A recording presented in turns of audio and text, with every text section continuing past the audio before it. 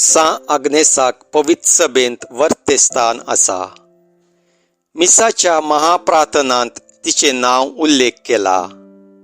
भोव मोटवी तिची जिणी तरी हे मटवे अवधेंत तिणें आपली जिणी क्रिस्ताक समर्पिली. ती 12 वर्सां प्रायेर माडतीर मेली आनी तिका रोमान तावन 1.5 मैल पयस तिच्या मायगांवांत विया नोमेंतेना म्हणले कडेन माथयेक पायलें.